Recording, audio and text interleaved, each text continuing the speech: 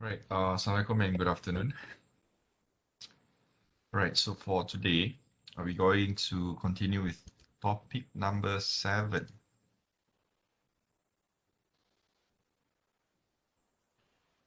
Right. So for the past 3 topics, all related to equities. Right. It starts with the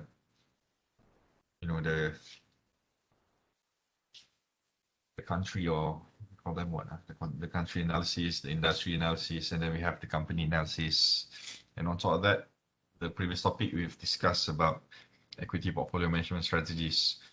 And so for today, starting today, actually for the next 2 topics, topic 7 and also topic number 8, we're going to discuss about bond, right? Bond.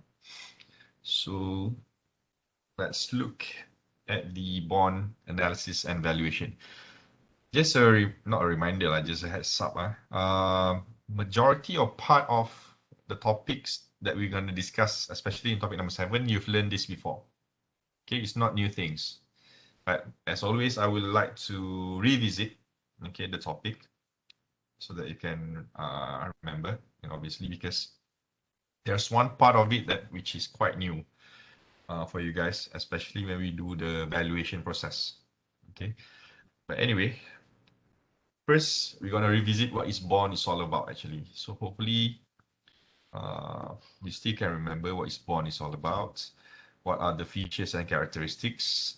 Then, yeah, actually bond is just a piece of paper, it's just a certificate, just like this one. This is one example, even though this is not the current or the modern version of bond, but this is actually an example of a bond. Okay, just a piece of certificate which states the value of the bond. For example, this particular bond, if you can see here, this one, this is issued by one of the state in the United States of America. And the value or the par value of the bond is $1,000. Okay, this value, $1,000. And we cannot see details, but supposedly in a certificate of a bond, besides the par value, okay, the bond will specify what would be the interest rates. Okay, the interest rate of the bond. So meaning, what would be the returns of the bond, and on top of that, the bond also will specify the maturity date. Okay, so in modern days, okay, quite similar, but most of it now is all printed version, okay, of certificates, and the same information should available in the bond as well, in terms of the par value, in terms of the maturity, in terms of the coupon as well, right? And we're going to discuss again how actually bonds work in terms of the mechanics of bonds issuance, right? So here are some characteristics. Okay, when we talk about bond, maybe before we go into details in terms of the characteristics, maybe I can illustrate to you how actually bonds work. Okay, so technically, okay, bond derive, okay, or exist because of the issuer. Okay, we have one party which is known as the issuer, bond issuer. So why issuer sell the bond? Okay, it comes because of one reason usually, because they want to raise fund. Okay, raise fund, raise fund. And why they raise fund? Because they need money basically. They need money. All right. So one of the way to get funding, to get money from some institutions or some parties, besides going to the bank, one of the way they go to the bank, they don't have money, they go to the bank and borrow money from there. That's one way. But alternatively, instead of doing that, they can raise fund, okay, by selling bond. Okay, so imagine we have bond in the middle here. Okay, this is just an instrument. Okay, and issuer, what they do, they will sell the bond. Okay, remember again, I recap, bond is actually just certificates with a lot of information regarding the certificate itself, right? So for example, if this issuer needs money, I recap balik why issuer sell the bond at the first place, because they need money. Let's say the issuer needs 100 million ringgit, for example. Okay, so when they want to raise fund using bond, what they need to do, they have to sell the bond. Okay, and the total value should amounting to 100 million ringgit. Okay, and in Malaysia, we gonna assume, or the assumption that we're gonna do, the bonds value for one certificate equivalent to RM 1,000 ringgit. For one certificate, okay, that's the what we call them the par value of a bond, which is 1,000 ringgit. So if I want to raise 100 million, so 100 million, and if one piece of certificate worth 1,000 ringgit, so technically I need to sell 100,000 pieces of certificates. Okay, because one piece 1,000 ringgit kan. So in order to get 100 million, I need to sell 100,000 pieces of certificates. Okay, and obviously as one investor, they don't buy only one certificate, they can buy multiple certificates. Okay, but in total, if I can sell all 100,000, okay, for 1,000 each, I will get this 100,000. Okay, so that's how it works. From issuer's point of view, I sell certificates, and where I get the money from is now we have the second party.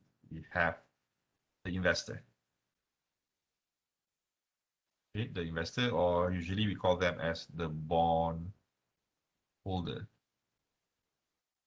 Okay, they are the buyer of the bond. So what the investor do, they will buy the bond. So how much? 1,000 per piece. Okay, so if, like I said, the total 100,000 pieces sold out by investors, okay, can be multiple investors. So this issuer will get 100 million ringgit in total. However, if we as an investor, we want to buy just the certificate without any returns, right? So this is where the returns come from. Okay, the returns can come from there are two types of returns, not returns, in terms of payments. Okay, the issuer will pay two types of payments. The first one is the interest. Okay, the interest. And second would be the principal. Okay, in our case here, in this example, the principal is 100 million ringgit. Okay, the amount that they borrow, this is the principal. Okay, so the issuer needs to repay back to the investors. Even though they sell the bond just now, right? Technically, the issuer needs to redeem back the bond. They need to pay back this 100 million. This is not free. They have to repay this back. Okay, and additional from the principal, this issuer needs to pay the interest. Okay, the interest. For example, if this bond worth 1,000 ringgit, and in the bond they stated that the interest rate would be, let's say, at 5% coupon, okay, or 5% interest. So technically, the issuer needs to pay 5% of interest from this value, 100 million, every year to the investors. Every year. So that's why we go back to the first bullet point here. It is a fixed income security. So what does it mean by fixed income? This 5% rate of interest will remain the same. It will be fixed throughout the time. So let's say the bond lasts for 10 years. Okay, so this 5% return will be fixed. Okay, if you compare against, for example, unit trust, okay, the return of unit trust is not fixed. It will change from one year to another depending on the performance of the unit trust. Okay, if you invest in share market, again, your return can come from the dividend. That dividend from share market will not be fixed as well. It will change from year to year basis. Okay, but for bond, regardless the performance of the company, this 5% return will be fixed. Okay, that's why it's named fixed income security, because the returns, the income will be fixed. So as an investor, okay, if you invest in bond, you can rest assured that the return you will get every year, and that amount of return will be the same every year. Okay, so obviously there's a pros and cons lah with regards to fixed income. As a security, or as a sustainability of a return, it is good thing to have a fixed returns. Okay, but obviously you might lose some profits in a certain market's positions. So I will discuss in detail later lah about that thing. But that's what I want to highlight here, that bond is a fixed income security. So if the bond rate is 5%, it will remain constant.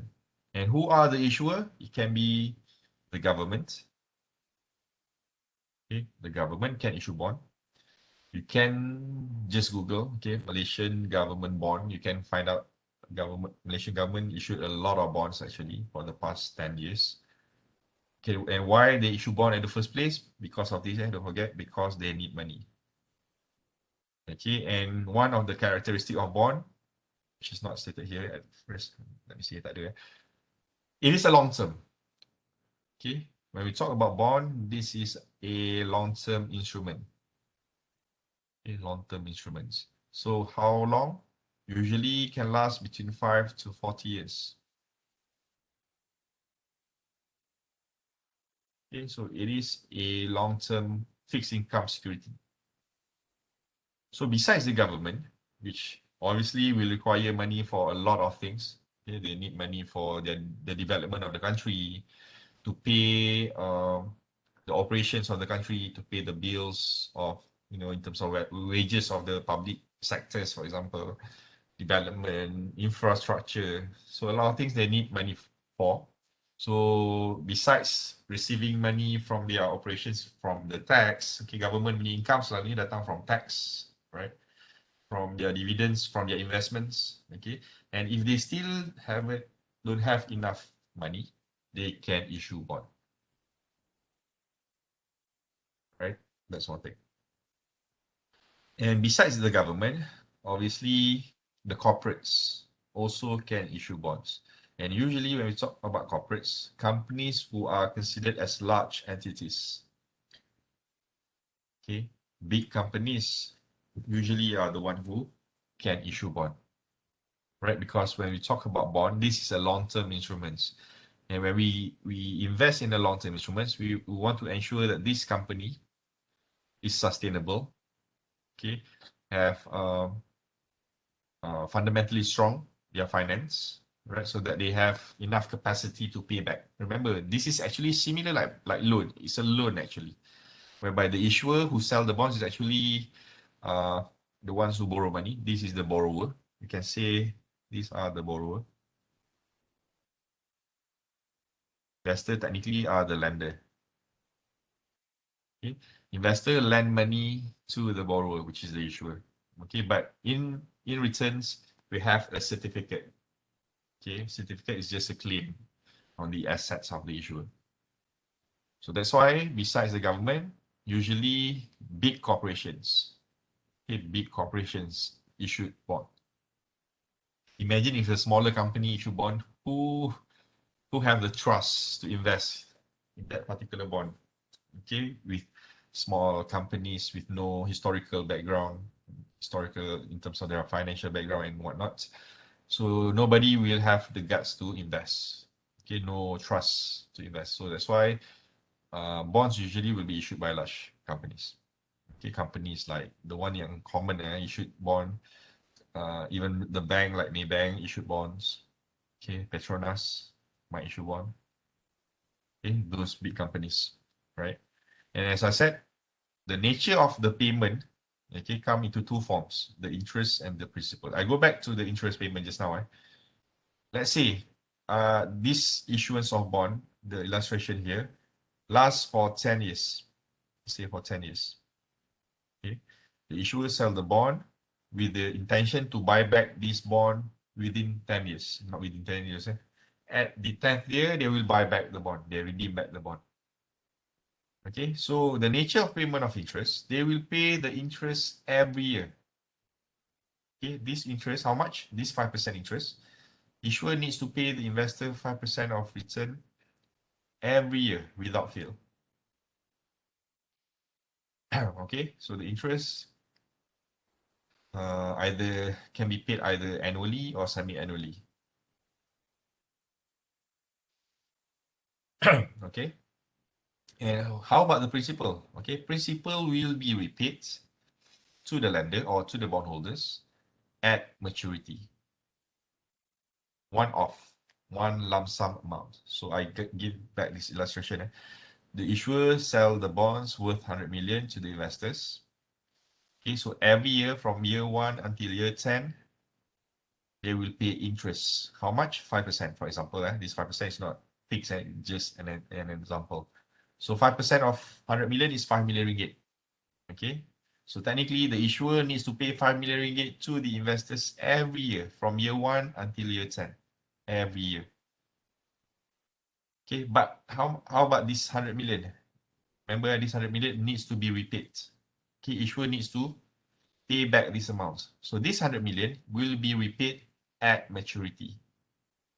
Okay, here they specify at specified end date, which is at maturity.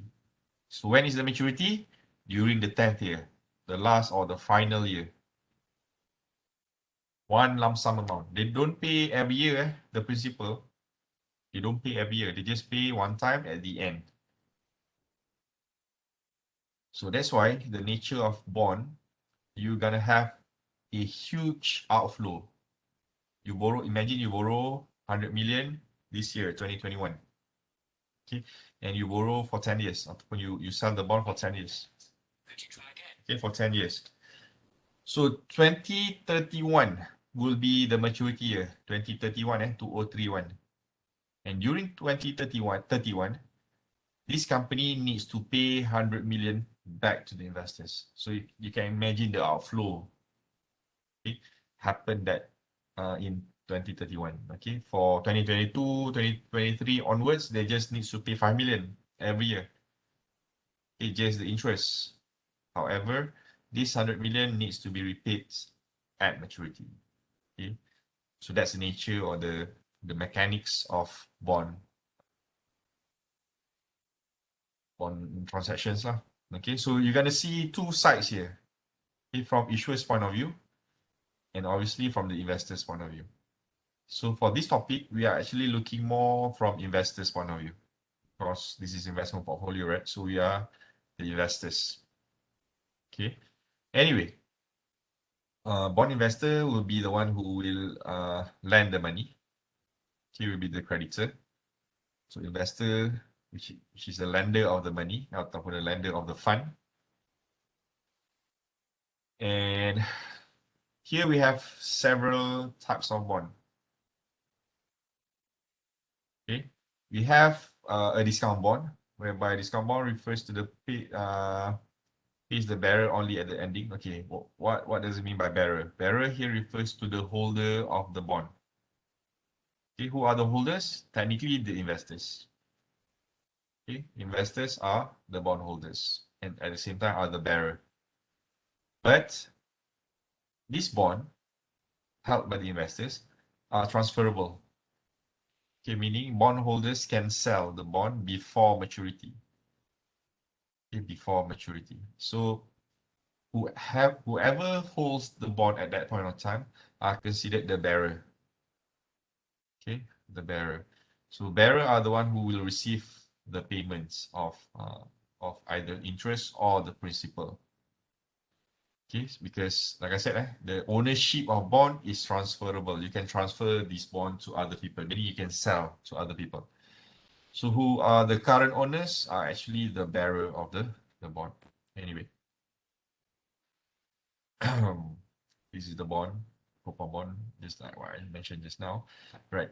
So one of the key characteristic of bond is this factor, the par value. Okay, as I said, usually we will assume the par value to be 1,000 ringgit per unit or per certificate. Okay, And what's the purpose of par value? Usually this par value will be used as a base when the bond is first issued. So when the issuer sell the bond during the inception, during the first day of issuance, it's going to price at 1,000 ringgit.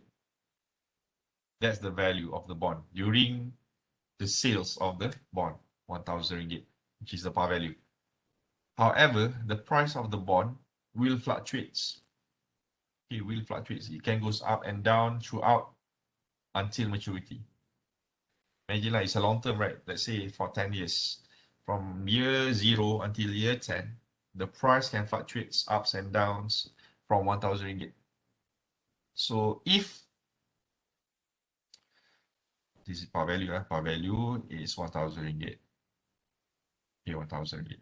If the price of the bond go above 1,000 ringgit, meaning if it's above 1,000, we call the bond as a premium bond. Okay, a premium bond, because the value of the bond at that time is more than 1,000 ringgit. So example, 1,050 ringgit. Okay, it's higher than 1,000, right? So this is a premium bond. Okay, this is a premium bond. But if the bond value less than 1,000, example 900 ringgit, this is what we call as a discount bond. Discount bond. So the price of the bond can go above or below 1,000 ringgit depending on the demand and supply in the markets. Okay, but during the first issuance, they will be based on 1,000. But after a few months, few years, they can goes up, goes down. However, this value of 1,000 will be returned to the holder at maturity. Okay, so regardless what will be the price before the maturity, during the maturity time, okay, the issuer will pay this par value to the holder or to the bearer. Okay, 1,000 ringgit. So that's the purpose of this par value. Okay, I recap. This par value of 1,000 will be the starting price when they sell at the first time. Then the price will be determined by the market forces. Okay, the demand and supplies. They can go up and go down depending on the demand and supply. However, regardless of the prices, this bond will go back to 1,000 ringgit at maturity. So if you go back to this part, so for example, this the issuance is 100 million, which is 1,000 ringgit per unit with 100,000 pieces. Imagine if the price goes to 1,500 ringgit, and if you don't use par value, the company needs to pay more than 100 million because they need to redeem 100,000 pieces, right? Imagine if the value of bond is 1,005 and they have to redeem based on market price. So obviously they have to pay more than this. However, for bond, that's not the case. Okay, the redemption or call them the redemption line at maturity, it must be based on par value, which is 1,000 ringgit. So therefore, the initial amount that they borrow, this is the amount that they will pay back at maturity. Okay, because they use the par value. Right. And besides the par value, which is we consider as 1,000 ringgit per unit or per certificate, the second items that they always specify on the bond is the coupon. Okay, remember when I said coupon rate, this is actually the interest of the coupon. Okay, this is a stated annual interest rate of a bond, and it can be paid either semi-annually or annually. If it's semi-annually, it means twice a year. Twice a year. Annually, once a year. Okay, and this coupon represents the percent of face value. Remember, the face value of a bond is 1,000. So if the coupon is 5%, as I said, to get the coupon values, it's 5% of 1,000 ringgit.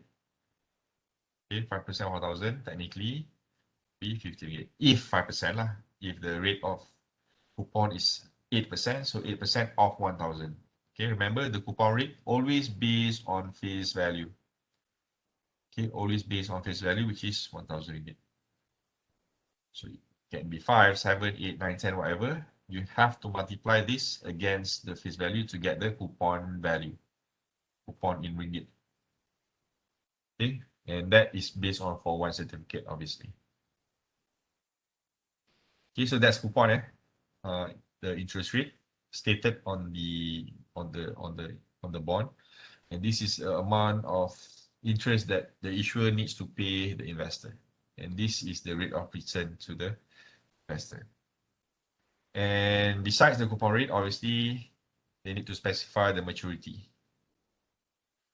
and this is maturity amount. Sorry, maturity amount is basically is the principal lah. Okay, as I said tadi, for example, this 100 million is the principal. At maturity, it will be 100 million as well. This is the amount of bonds to be redeemed at maturity, and they have to pay in full.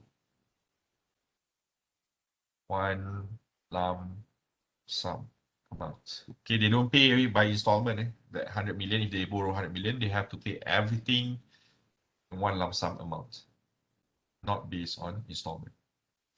And because of that, usually the bond issuer may need to set up a fund, which is known as a sinking fund. This is like actually like a reserve, reserve taken from profit.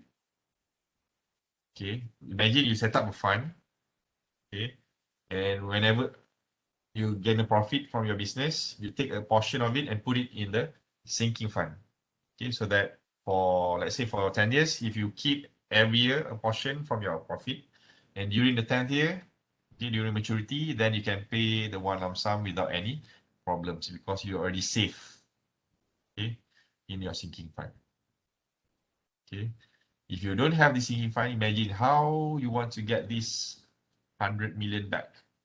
Because you get this today and then you use it for whatever reason, you raise fund because you need the money. So obviously this 100 million, you're gonna utilize it, you're gonna use it. So if you spend this 100 million and you don't keep from your profits, so during the maturity, how you want to pay back this amount? So that's why, as a bond issuer, usually they will set up sinking fund. Okay, and as I said just now, it is a long term. Bond is a long term, and that's why the maturity date usually lasts at least 5 years, shortest, up to as long as 40 years.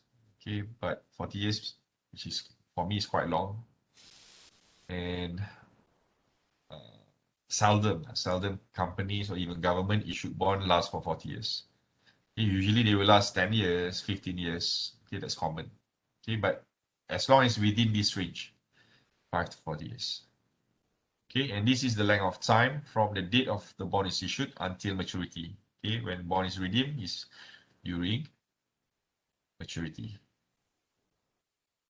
And at maturity term, it will redeem at par. Okay, I mentioned many times already. The issuer will pay or redeem the bond at par, which is equivalent to 1,000 ringgit per unit. Okay, so they sell at 1,000 and they're gonna pay back 1,000 ringgit. Okay. And first of all, why the price change then?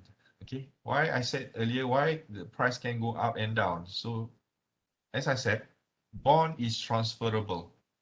Okay, the bond is transferable. So imagine if the bond is last for 10 years, and after I purchase it now, 2021, in a couple of years' time, let's say, I imagine myself, I have extra money. But after 2 years, I then realize I need cash urgently. So I need to sell my bond. I cannot sell the bond to the issuer because the bond lasts for 10 years. The issuer will not redeem before maturity. Okay, so imagine takkan I have to wait for another 8 years to get back my money, right? Because I need the money again. So that's why for bond, okay, I can sell. I can sell this to other parties. I can sell this to other investors. Okay, and if I want to sell, how much Should I sell it? Should I sell it at 1,000 ringgit? It all depends on the price at that point of time. So that's why the price can goes up and goes down throughout that 10 year.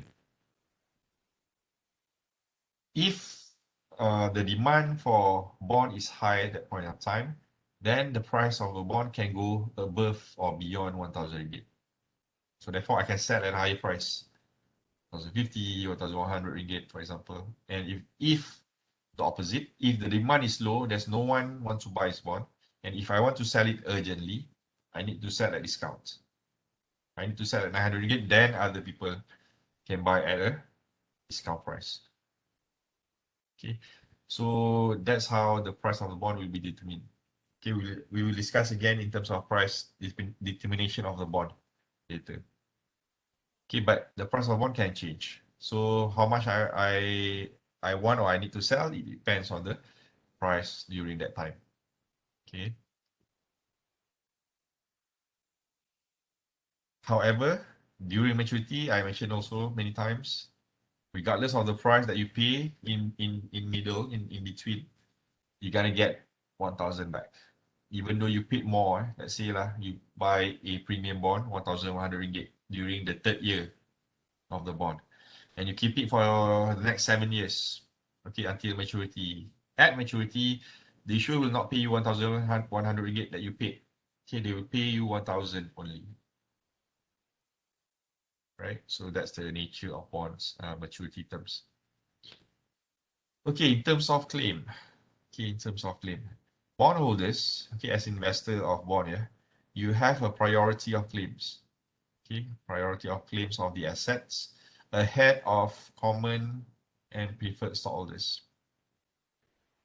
Okay, the priority of claims, it can be you can look at it in two different ways. Okay, number one is from the claim on your profits or your interest. Second is if in the case of insolvency, if the company that you invest in bankrupt, for example.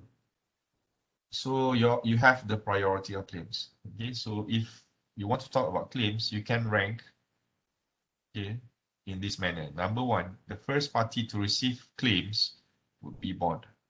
Okay, the bond holders will receive it first. The second party that will receive any claims would be the preferred stockholders. Okay, these preferred stockholders, they're going to be the second one to receive. And the last party to receive is common stockholders. This one. Okay, common stockholders, if you remember, is the equity part of a balance sheet of a company. Yeah?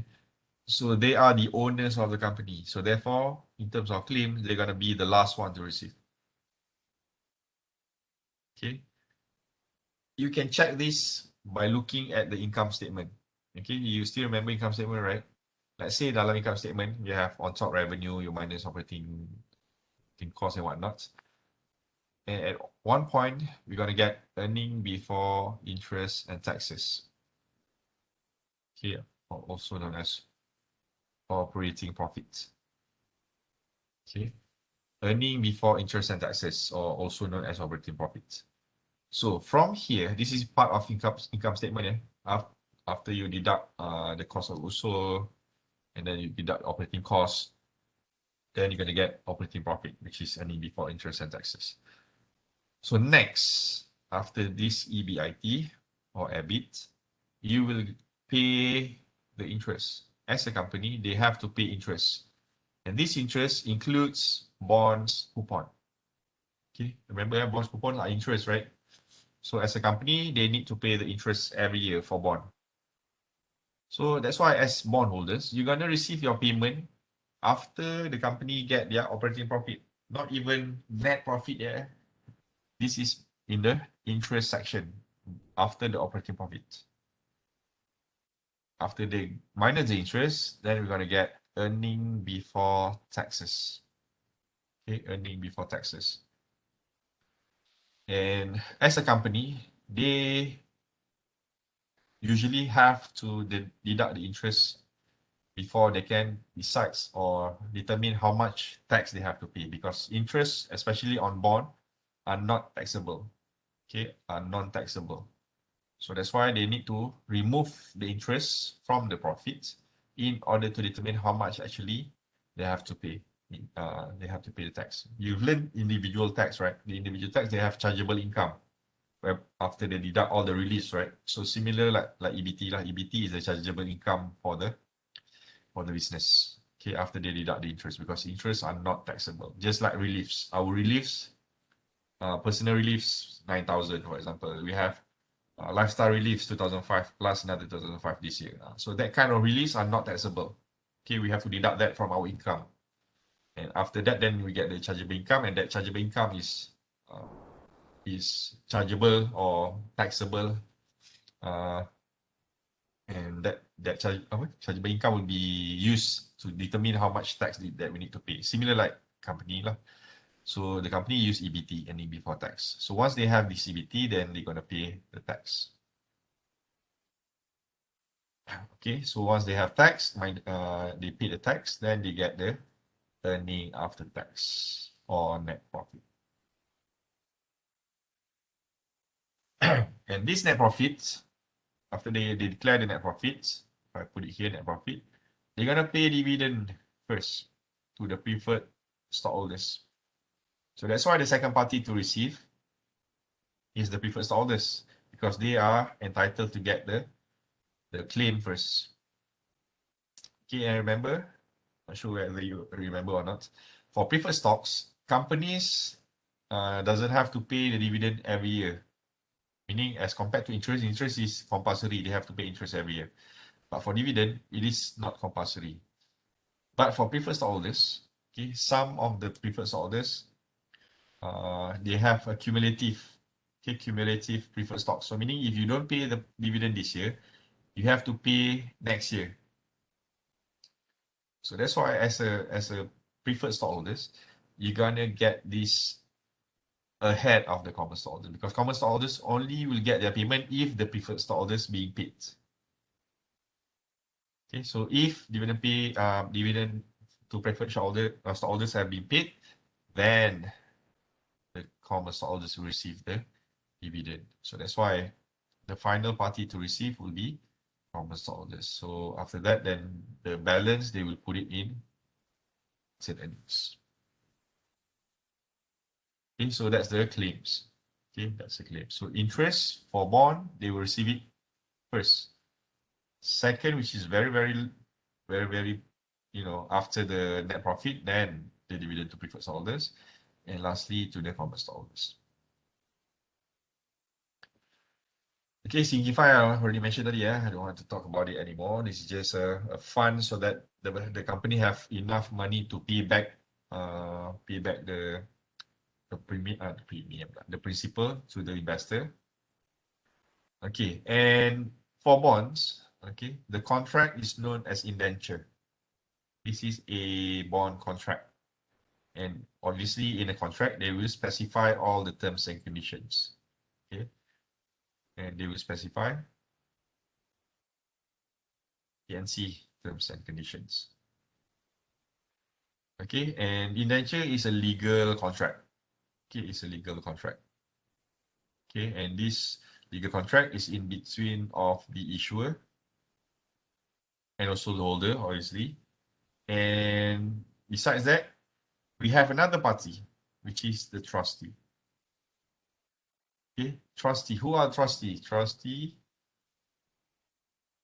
independent party.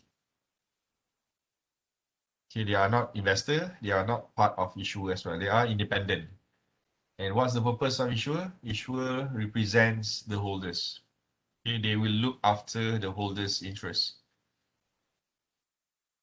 Okay, so obviously they will specify the rights and responsibilities of all three parties. They have issuer, they have holders, and also trustees.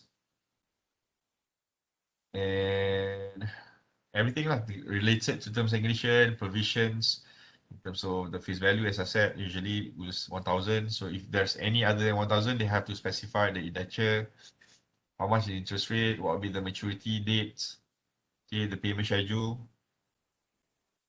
Okay, if there's any collateral,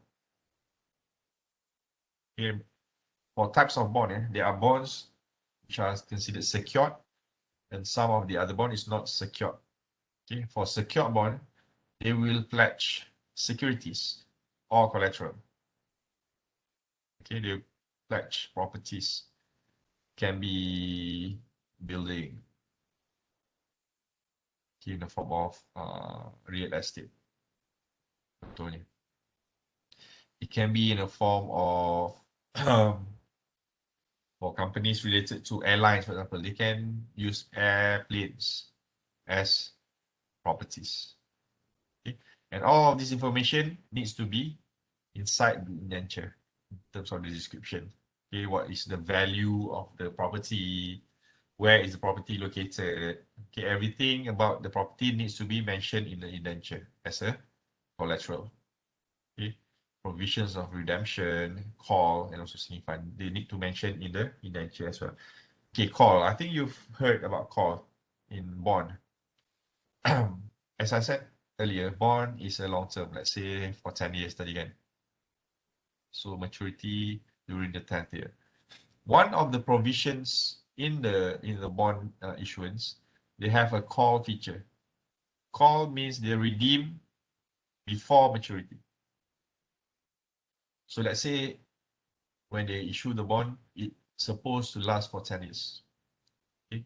However, let's say the bond has a call feature and the bond can be called in year number 7. You can call here, katakan. So they need to mention about these call features in the indenture. So that as an investor, you know there's a possibility of the issuer to redeem the bond before maturity. So what's the impact to investor if they have call features? You are supposed to receive 10 years of interest, remember?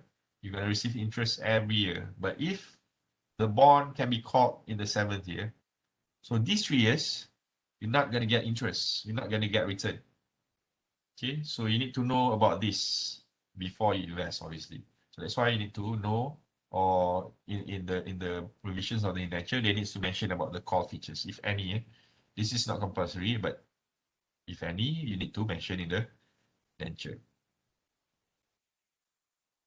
Okay, so for investor, obviously, if you have the indenture, then you can use it to gather information and also for analysis purposes. For example, one of the analysis that can be done with regards to call, we can measure what we call as yield to call. What would be the return if the company or the issuer call the bond? Then we can measure it using YTC punya formula, okay, which we will discuss later. Okay, so as I said, bond trustee is a third party, independent party, and they will look after the bondholders. They will act on behalf of the bondholders.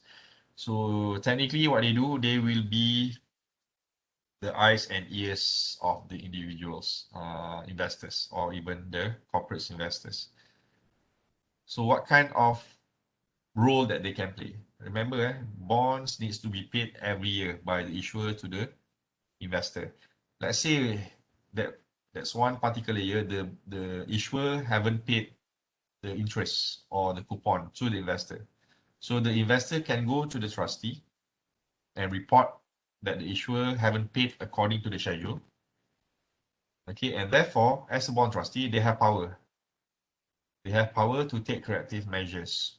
Okay, for example, if the issuer haven't paid the coupon, the interest, the bond trustee receive complaints from the investors, so they will go direct to the issuer.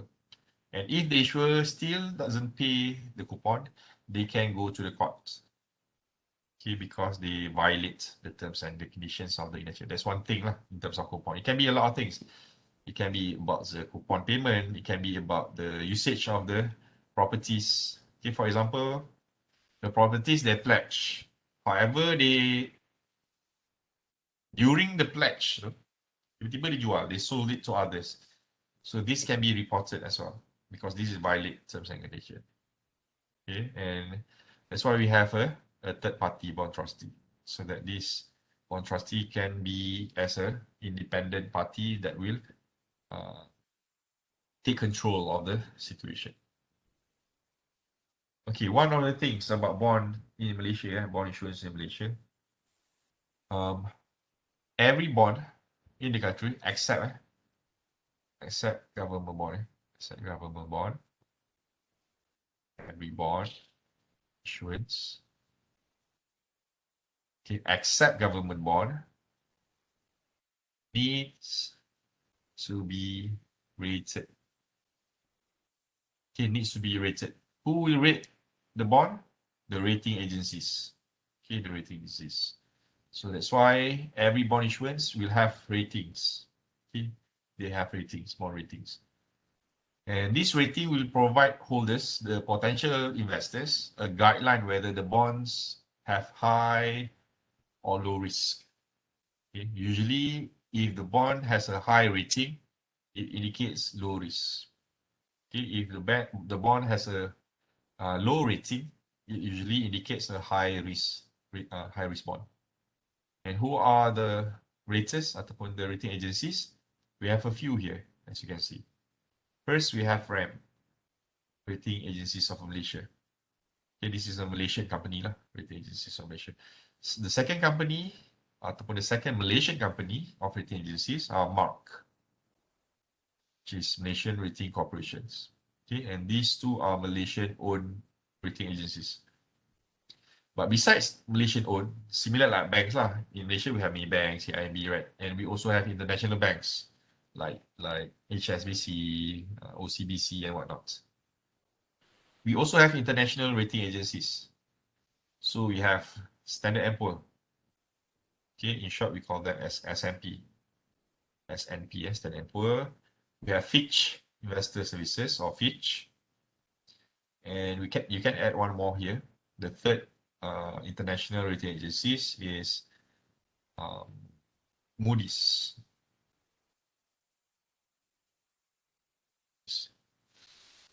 So the function is the same. Is to rate one of the securities bond. And for rating agencies, they don't focus on bond alone. They have a lot of things they can rate. They can rate bond, they can rate shares, they can rate the economy of the country, the banks punya ratings as well, the countries punya rating as well, economic situation, the GDP and whatnot, they can rate. Okay. So as I said, the higher the ratings usually indicates low risk. For example, if we look at RAM's punya rating style, they have the highest here, the highest rating as a AAA bond, for example. Then they go down to AA, to single A, and then to BBB rating. Then they can go further down to BB, single B, C, and also to D. Okay, so the highest rating is AAA, so this is the lowest risk. Okay, D, obviously the highest risk. Talk about risk. This is risk. This is risk. Okay, the inverse, the highest the rating, this is rating. The lowest the risk. Okay, the lowest the risk, sorry, the lowest the rating, the highest the risk. So, as an investor or as a bondholders, you can look at this rating and identify whether your investment will be a safe investment, which is lowest risk, or a risky investment. Okay, and it not necessarily investment in AAA is the best. It all depends on your risk appetite, as I mentioned before. As an investor, everyone have a different risk profile. Okay, if you're highest risk taker, you might not fancy AAA bond, even though it's a lowest risk. Usually, this is another element. The highest the rating, the lowest the risk, it will be, or the risk factor, it will be consistent with the return. I put another one, the return element. Okay, the lowest the risk, and it will also indicate the lowest the return. Okay, so as an investor, if you want to invest in AAA, you can settle with the lowest risk. At the same time, you might have the lowest return. Okay, but if you, let's say you compare with another investment in triple B bond, okay, you have AAA versus triple B. Obviously, AAA will have the lowest risk. When we talk about the lowest risk, it means that the tendency the company to fail in paying the interest and principal is very, very low. Very, very, very, very low if it's AAA. Okay, but for triple B, it is considered still low, but as not as good as AAA, obviously. So meaning there's a chance, a very small chance that this company might not pay the interest or the principal to you. Okay, so as a triple B companies, your credit ratings is not as good as AAA. So how you want to compete with AAA bonds? If AAA bonds issue 5% returns, should you issue with a 5% return as well for a triple B? So as investor, if you see two 5% returns from AAA and triple B, obviously you go buy AAA because AAA lowest risk and the return is the same as triple B, for example. So triple B's bond will have problems to sell their bonds. So therefore, in order to attract investors, triple B have to pay higher returns in order to attract investors. So if triple A issue 5%, so maybe triple B will issue 8% returns. Okay, so therefore, it's slightly higher risk, but it will be counter against the higher returns. Okay, so that's the function of bond rating to indicate actually number one, the risk elements. Okay, at the same time, it can be used to determine the rate of returns. Okay, call provision, as I mentioned earlier, we allow the issuer to redeem the bond before maturity, prior to the maturity. And callable bonds usually have the schedule, let's say the 7th year, the 8th year, for example. And in order to compensate, because we redeem early, just I mentioned tadi contoh ni, because they call early, so you miss the interest for 3 years. Okay, the call provision will mention the call prices. So what does it mean by call prices? Call price CP equals to par value, which is 1,000 ringgit, and they have to pay the compensation in the form of premium. Okay, this is a form of compensation. Compensation. Okay, compensation, this premium. So let's say the par value is 1,000 and the company decided the premium is 100 ringgit. So therefore, the call price will be 1,100 ringgit. Okay, this is call price. So they have to specify the call price, which is always in the indenture. Besides provision, which is to be called earlier, some bonds also have convertible features. So what does it mean by convertible bond? It means that this bond can be converted into shares. Okay, meaning you purchase bond now, okay, after a few years, you can sell the bond and then convert it into shares. So you're not becoming bondholders anymore, you are becoming shareholders. And when you want to exchange for the share, you have to pay what we call as a conversion price. Conversion. Apa nanti macam call price lah, it's a conversion price. Okay, which is the predetermined price. Okay, so I will not talk into detail lah conversion price, but you need to know lah, when we talk about convertible bond, it means that the bond can be converted into shares. Okay, and the normal ones is known as straight bond, okay, which with no convertible features. Okay. Okay. I mentioned the features or the characteristic of bond is coupon, one of the features in coupon, whereby it is a fixed rates. Okay, but for these types of bond, they have a zero coupon bond. So meaning there's no interest. Okay, but when we talk about zero coupon bond, it's not meant it's an Islamic bond. You know, this type of bond will not pay any coupon, As an investor, you will not get returns of interest every year. However, you just can get the return in the forms of the principal. Okay, the principal, which is 1,000 ringgit that you will receive at maturity. But if you buy 1,000 and then you get 1,000 at maturity, there'll be no returns. Okay, who want to invest in that with no returns? So that's why for this zero coupon bond, in order to attract investors, what they do usually they will sell the bond at discounts. So meaning now, until the 10th year, we know this 10th year they will go and pay you 1,000 ringgit.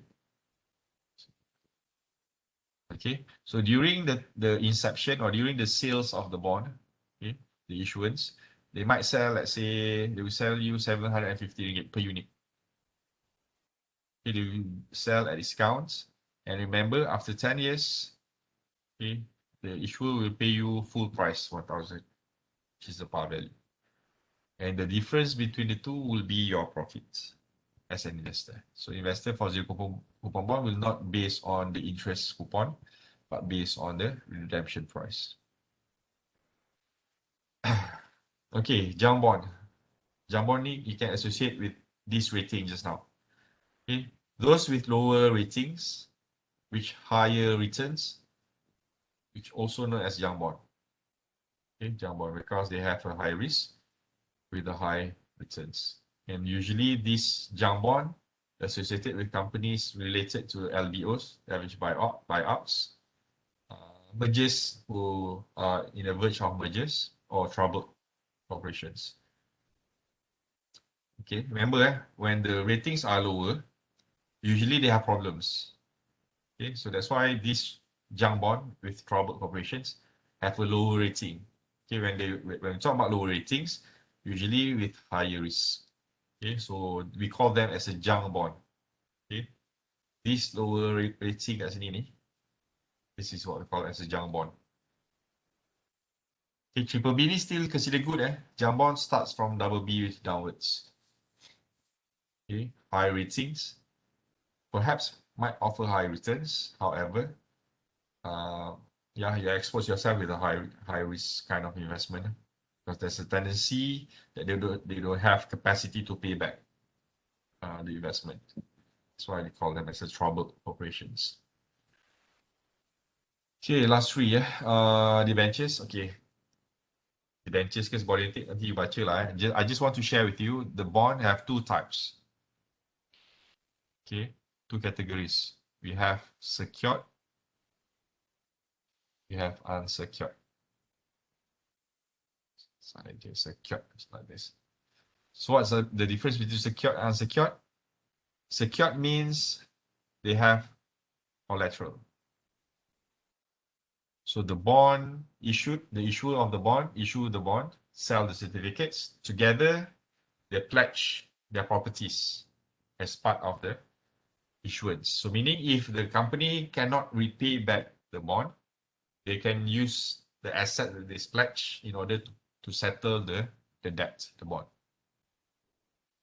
Okay, but for unsecured bond, they don't have collateral, they don't have properties, they just promise. They are just based on promise. Okay, they sell bond now and they promise to pay back. So whether their promise is good or not, depending on the performance of the company. So if the company doesn't perform well and they have problems, then they don't have assets. They don't have properties to fall on.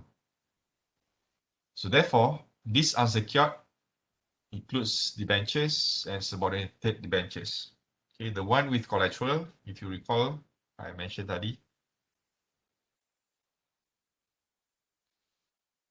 Here, so my others, the one with pledged building, airplanes, those will be part of secured bond. Okay, so that's the characteristics of bond.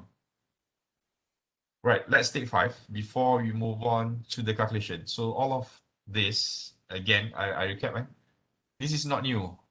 You've heard about this, you've learned about this before, either in FM, financial management, and also in, I'm not sure, you are supposed to learn this in investment planning as well.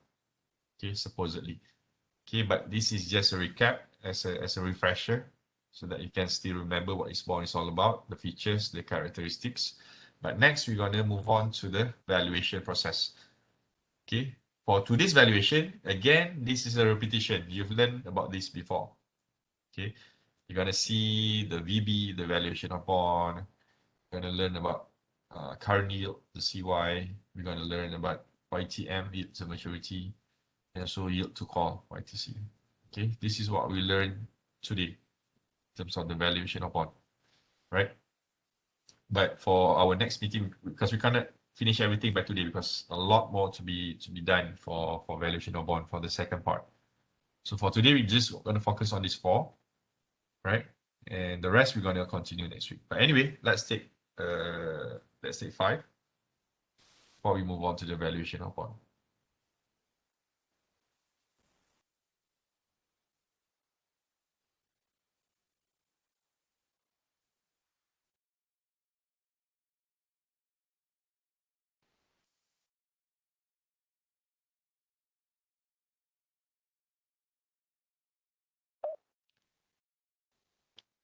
All right.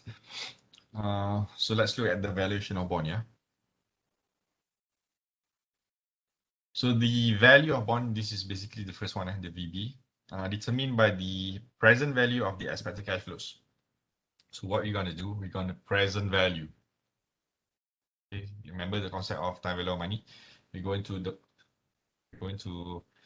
bring the value of the future cash flows, the expected cash flows, to today's value, okay, which is set to be received by the investors.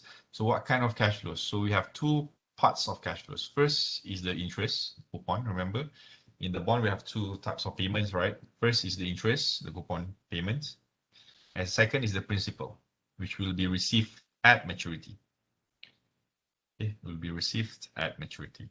So therefore, to find the VB, we call them the VB, the valuation of bond, the bond value, the intrinsic value of bond, we're going to present values the coupon and also the principal. So the formula would be the VB, the valuation of bond, equals to C, which is the coupon. Okay, but the coupon is not coupon rate, coupon in ringgit. And this coupon can be found by using the coupon rate multiply with the par value. Okay, multiply with PVIFA. Okay, this is present value interest factor annuity. Okay, again, this is something you've learned before in time value of money in financial management. The same thing, PVIFA. K is the required rate of return, the yield. And N is years to maturity. Okay, years to maturity. Then we add with, okay, the principal, which is the par value. And this par value you need to multiply with PVIF, present value interest factor, the same K and also N. Okay. So this is the formula for the VB, the valuation of bond. Okay. We have to, this is basically to find the present value of coupon, because coupon is an annuity forms, because the coupon is fixed return, right? So this is an example of an annuity. And we have a one-off par value which will be received at maturity. Okay, so technically this part we're going to use this one, similar like this one, but I use K and N. K here refers to the yield or the required rate of return, yeah. N is number of years left to maturity. Okay, number of years left to maturity. So to use PVIFA, there are two ways how to do it. Either to use this formula, okay, or a simpler forms, we're going to use table. Okay, let me check nanti, yeah. I can't remember whether I share with you the table or not, but you've seen the table before. If not, I will share again with you later. The table will look something like this. Okay, so there are 4 parts, but we don't want to see the future parts. The future values we will just ignore for this exercise. Okay, future value interest factor and also future value interest factor annuity will not be used. We just focus on 2, which is PVIFA and PVIF. So this is PVIF, present value interest factor, or PVIF. And the second one is present value interest factor annuity, or PVIFA. So that's our focus when we want to calculate the VB, the value of bond. Again, I haven't shared with you this question, but we're going to use this to calculate the VB. All right, so let's try.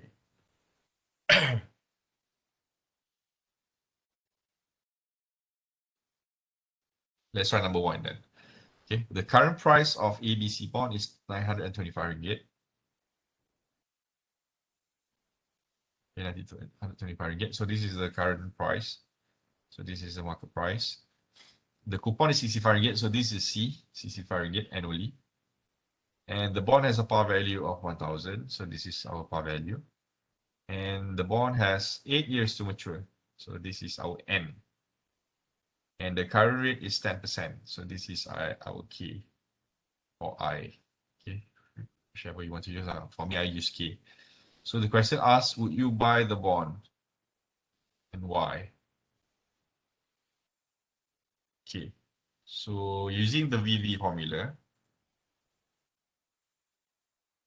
okay, with the help of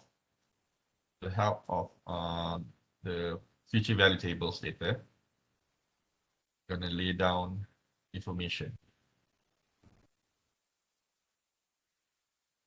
Okay, so I rewrite the formula. The VB is coupon multiply with PVIFA, K and N, plus with par value, PVIF, K and N. So the one in the bracket simply refers to the table. This is our reference actually. We don't have to calculate anything for PVIFA or PVIF. We just need to refer in the respective table. Okay, but we need to justify, not justify, we need to identify what are the K's and N's. Okay, now for this question, the coupon is 65 ringgit. Remember, we want to know the ringgit version, not the rates. For example, if you look at the question 2, the coupon rate is 10%. So we don't put here 10%. We're going to use the ringgit version, which is in this case is given 65 ringgit. Okay, but for this one, 10%. Okay, we need to multiply this 10% with 1,000, which is 100 ringgit. Okay, so that's for question number 2. But yeah, so the C that we want to know is this ringgit version. Okay, and PVIFA. So the K, which is 10%, and the N is 8 years. Okay, so this is our reference later. Refer to PVIFA table at 10% with 8 years. Okay, and then we add with par value. Par value is always 1,000 ringgit.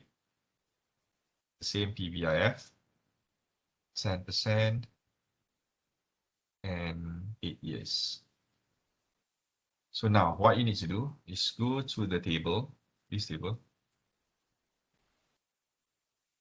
Okay, so first look at the PVIFA. Okay, PVIFA, present value, interest factors annuity. Look for 10% and 8 years. So 10% and 8 years would be somewhere here.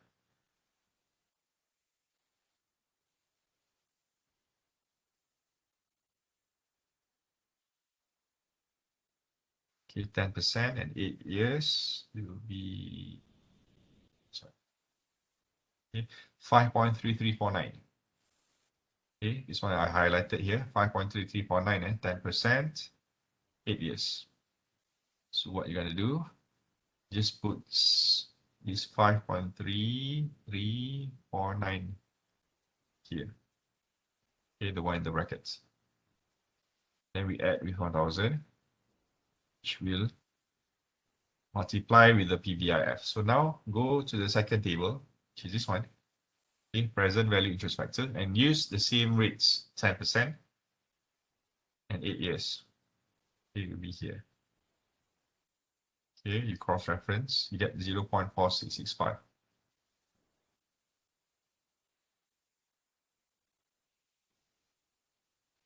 So 65 times 5.349. Then you add with 466 ringgit and 50 cents. So here you get a 813.27 cents. Okay, 813 ringgit and 27 cents. So this is the value of the bond. Okay. So the question asks, would you buy the bond and why? So since this is the intrinsic value, remember VB equivalent to intrinsic value for shares. Okay, so this is intrinsic value, and currently the market price is 925 ringgit. Okay, 925 ringgit. So if you have VB 813.27 and the market price is 925, it shows that the market price is much expensive as compared to the value of the bond. So the intrinsic value is lesser than market price. So what we can define this scenario. This is overvalued. Okay, the price in the market is overvalued. It's supposed to have value of 813 ringgit, but currently selling for 925. Okay, so this is overvalued. So would you buy the bond? The answer is no. Why? Because it's overvalued. Okay, because it's overvalued. So that's question number one. So the value is 813 ringgit. So to justify whether to buy or not is by comparing the price of the bond based on intrinsic against the market price, and indicates that the market price is more expensive. So therefore it's overvalued. So our decision should be, shouldn't buy the bond. No. Why? Because it is simply overvalued. So that's how we use the VB, okay, based on question number one. Lagi tak?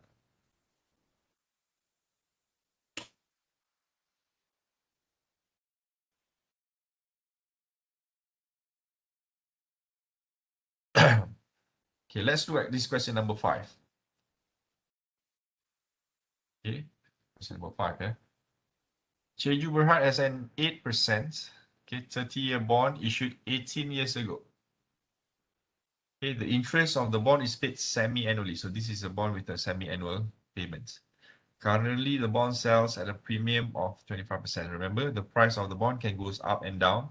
So this is premium 25%. So it means that the price is more expensive by 25%. And the required rate of return is 14%. So this is okay. Okay, this is our coupon rate. Okay, not the coupon, this is coupon rate. And so on.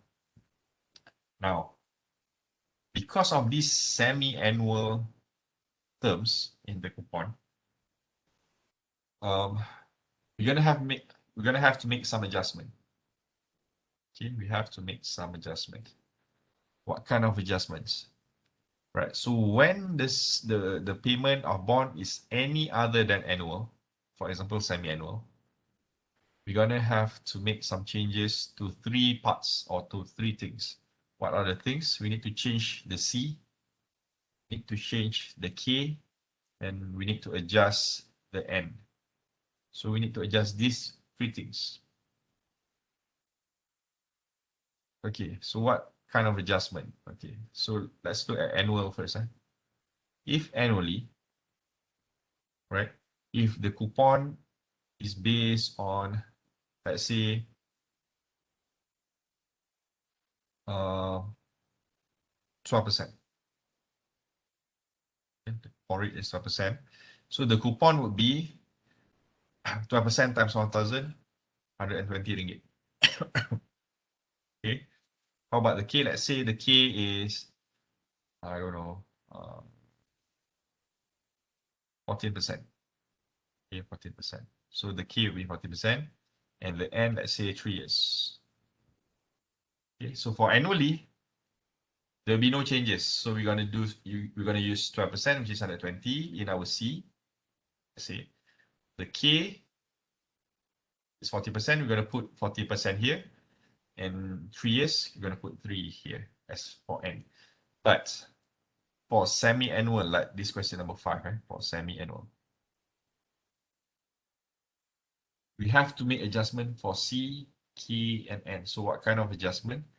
Our C, we need to adjust by divide how many times the payment would be for a semi-annual. Remember, for annually, it happened once a year. But for semi-annually, it happened twice a year. Okay, every 6 months. Okay, so what's the implication for the C? We need to divide by this amount. So if, for example, like annually Y, we don't have to change anything because it's once, meaning if C, we have to divide by 1. So 12% divided by 1 is still 12%. But for semi-annual, since this is 2 times in a year, so this 12%, you need to divide by 2 because of this. So therefore, 12% divided by 2 is 6%. So 6% times 1,000, this is 60 ringgit. So our C is 60 ringgit. How about our K? Our K, 14%. You have to divide by 2 as well. Okay, so technically, it will be 7%. Okay, and our N, which is in this case 3, so this 3, you have to multiply by 2, okay, by this amount. Okay, so we have 6. So these are the adjustments that you need to make on C, on the K, and also N. Okay, and these numbers, once and twice, we can label them as M. So M can be either 1 or 2. So 1 is annually. So for 2, it's for semi-annually. So that's why for semi-annually, we have to divide by M, which is by 2, and multiply by 2. All right. So what's the impact? Okay, just to show you the difference, the implication towards our calculation. So let's say we just focus on PBIF, or maybe PBIFA better. PBIFA. So originally, if it's annually, okay, if it's annually like this, we refer to 14%.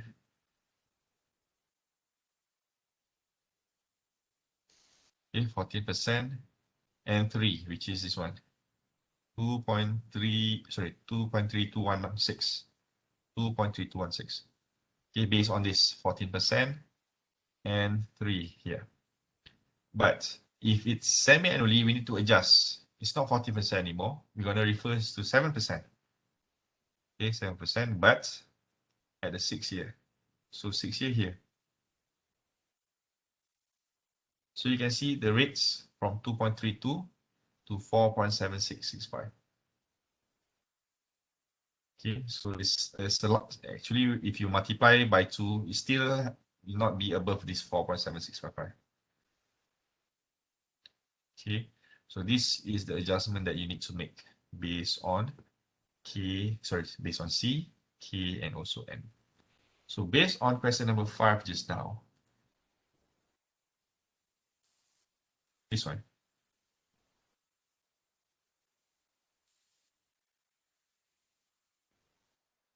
For the VB, first question VB, we're gonna cut this 8% by half because this is a semi-annual. So therefore, our coupon would be 8% divided by 2, 40 ringgit.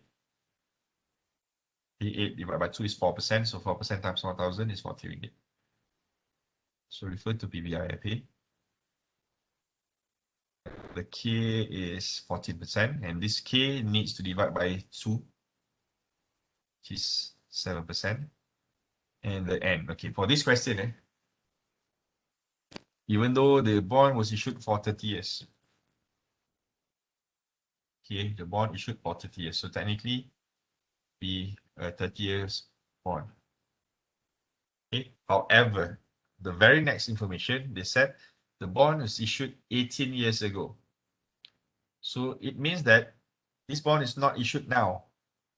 Okay, they don't issue now. When? They issued 18 years ago. So you are here. You are not now, you are actually in the 18th year because the bond was issued 18 years ago. So technically you are in the 18th year. So if you want to find N, which is how many years left to maturity, so you cannot use 30 years as your N. Okay, N is not 30. Okay, and in fact, N is not 18 as well. The N is actually the difference between the two. So here, N, as you can see, this is maturity. So therefore, how many years left to maturity? N here is actually equals to 12 years. Okay, 12 years. So for here, our N would be 12, but since this is a semi-annual, we need to multiply 12 by 2. So we're going to use 24.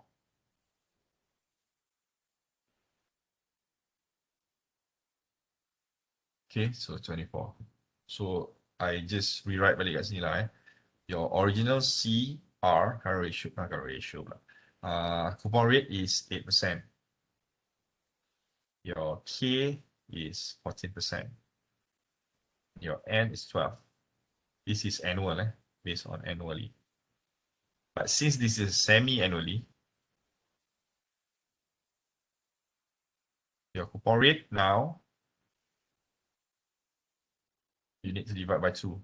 So therefore, it's going to be 4%. Okay. Your K would be 14% divided by 2, which is 7%. And your N of 12, you can multiply by 2, which is 24. Okay, so that's why I use 7% and 24, and also see the coupon rate 4% multiplied with 1,000 is 40 ringgit. Okay, but the par value is always 1,000 lah. The par value is always 1,000. So PVIF 7%, 24. So refer to the table.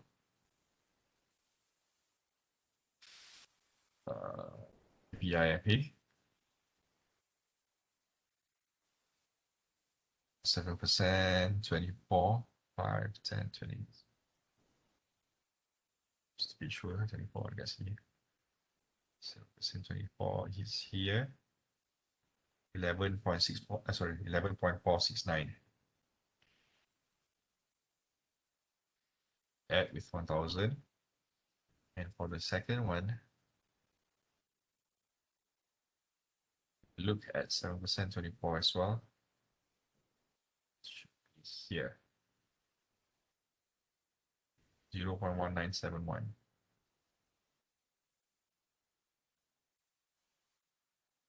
Then you can find BB, 40 times 11.69 plus 7. So the value is 655 ringgit and 86 cents. Okay, so for this question, they just asked us to value the bond, so you don't have to compare. So just compute the valuation of the bond. So therefore, this is the BB, 655 ringgit and 86 cents. Okay, so that's BB, right?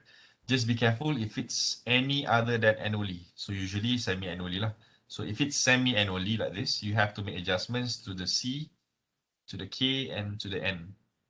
Okay, respectively. C and K you divide by M, which is annually 2 times. And for N, you have to multiply with M, which is by 2. Okay, so that's our first measurement, BB, valuation of bond. Right, so I don't want to talk about this. Okay, you can try this later. The next one is current yield, or CY.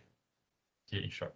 So CY relates to the annual coupon interest. So remember, this is our C, annual coupon is C. And we compare this against the market price. Okay, so this is our MP. So technically, that's our formula. Okay, annual coupon, which is C, divided by market price. So compute the current yield for a 10-year bond, okay, with 6% coupon and currently selling at 840. Okay, so if it's 6% coupon, it's going to be 60 ringgit. So I get this 60 ringgit, 6% times 1,000 ringgit par value, 60 ringgit. Okay, and they want annual, yeah. So even though if it's semi-annual bond, right? So you don't have to divide by M because this is annual dollar, annual ringgit. So if it's semi-annually, 30 ringgit, so it will be paid 2 times. So as an annual amount, still 60 ringgit. Okay, and we divide with market price, currently selling at 840. So 60 divided by 840, then you get 7.4%.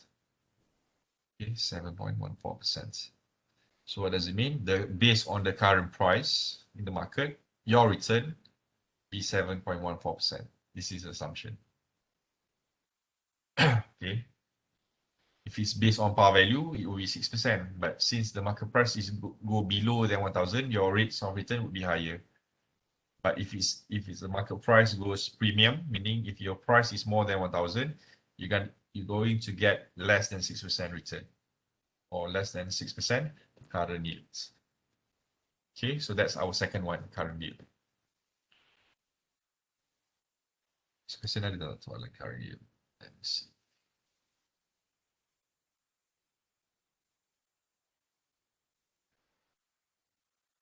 The current yield, but anyway, the current is very straightforward. Okay, you just need to know the coupon is always in the question. You just need to know the market price. Okay, you just need to know the market price. Okay, just to check now.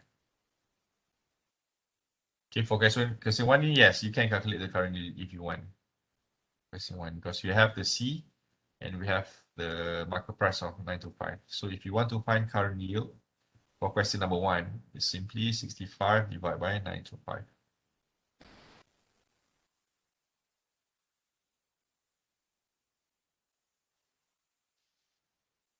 Okay. 7.03%. Okay, if the question asks to calculate current yield lah, but for this question they don't, because we use DB to identify. Okay, so yeah. Next, YTM, build to maturity. So we're not going to use this formula. We're going to use this formula instead. Okay, using the average yield to maturity. So the elements of YTM, ataupun the average YTM, is C, which is still the coupon in ringgit, plus, okay, in brackets, par value. P here refers to par value. P equals to par value. How much is the par value? 1,000 ringgit. Okay, so 1,000 ringgit minus the market price divided by N. And again, N here refers to years to maturity. Years to maturity, just like our N here. Okay, it's the same N, yeah. Right? And that's it. Divide by the average price between par value and the market price. That's why we add par value with market price, we divide by 2. This is basically to find the average of prices. Okay, that's YTM. So compute the YTM, yield to maturity, for a 10-year bond. So this is our N with a 6% coupon, right? So this is our coupon rate, 6%. And this is our market price.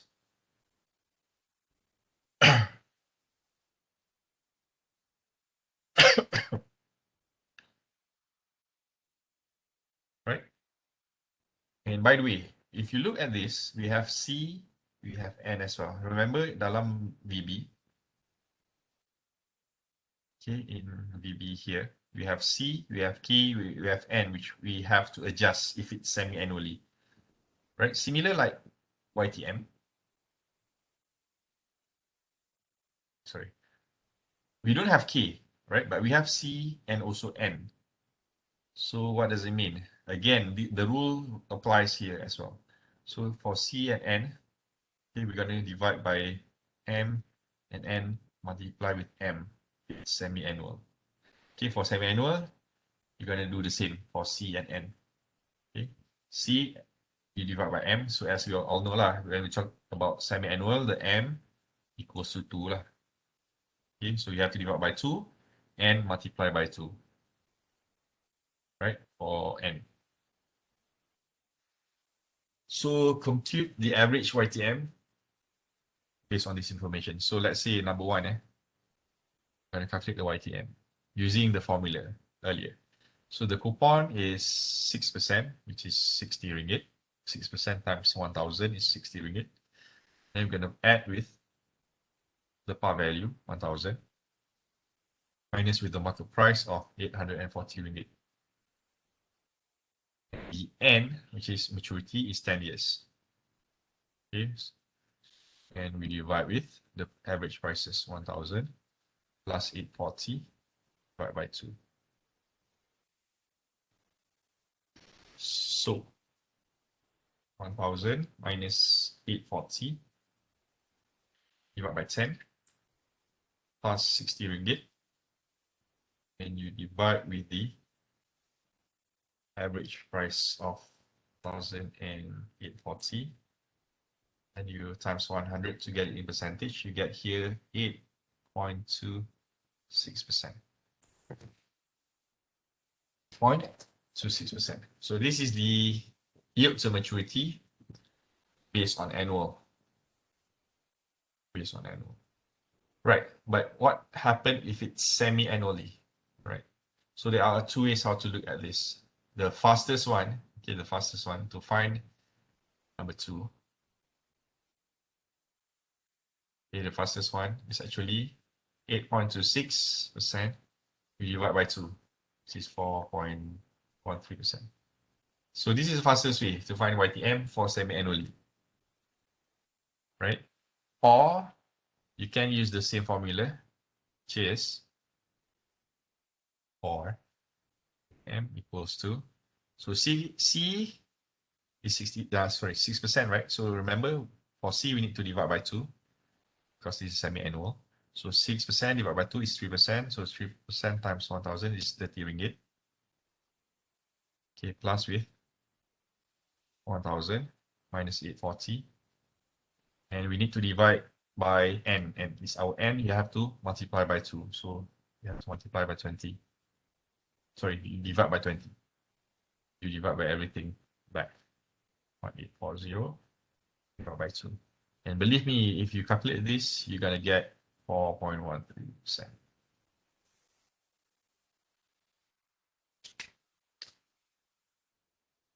Okay, so that's how you solve the yield to maturity based on the semi-annual. Based on the semi-annual. I used the first one because I already calculated the first one. Okay, but for you guys, might as well use this one. If the question straight away find the YTM for semi-annually, then we use this formula instead. Okay.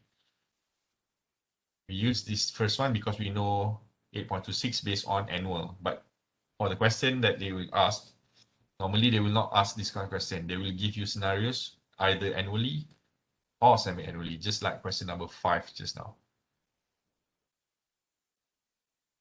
This one. Okay, just like question number 5. Right? 30%, sorry, 30 years, 18 years ago, 8%, and it's semi-annually. So therefore, to find YTM for this question, you're going to use this one. The first method. Sorry, this one. The semi-annual one, the bottom one. The annual tadi. This part. You have to make adjustment for your C and also your N, which we already done for our VBs now. Okay, kalau you tengok soalan ni tadi, this is for This is for question 5.1, right? So for question 5.2 for YTM, it's basically we use the same C, 40 ringgit, because we adjust the 8% into 4%. Then we add with 1,000 minus the market price. In this case, is premium 25%. We haven't used it in VB because we don't use market price in VB, but for YTM, we need to use the market price.